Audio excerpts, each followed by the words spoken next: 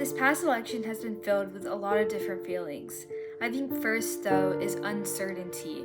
It's very common that when you have two different political parties that hold very different beliefs and they're switching between holding positions of power, it's hard to tell exactly what the future is going to look like or what types of policies are going to be passed. One thing I want the new government to recognize is the rate of inflation, the market as a whole, the housing crisis. I hope they help stop the housing crisis. I would like our government to better control the national debt. What I would want them to uphold going into their new term would be women's rights. I know that's a big concern for some people, so I think it would ease a lot of people's consciences. We do need more leaders in the White House that take action when it comes to gun violence. In the aftermath of the 2024 presidential election, it's really easy to get discouraged.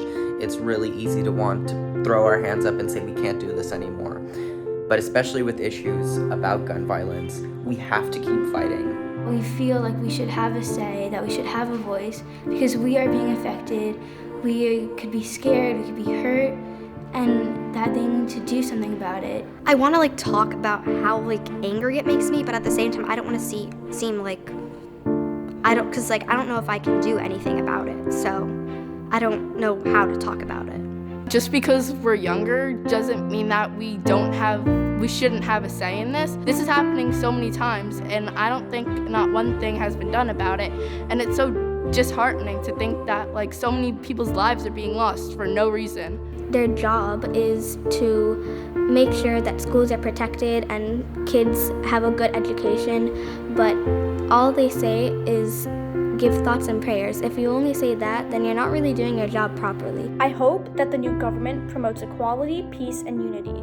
This involves taking a proactive stance on gun violence. This involves deconstructing social divisions.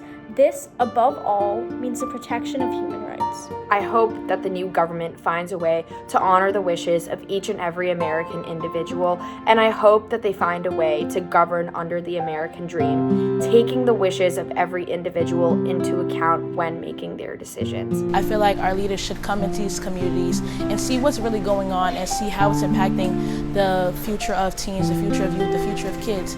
Because at the end of the day, there will be no future if there's no kids left to speak about it. Despite the challenges we may face over the next 4 years, there is so much good we can do. We can work on safe storage laws. We can work on mental health.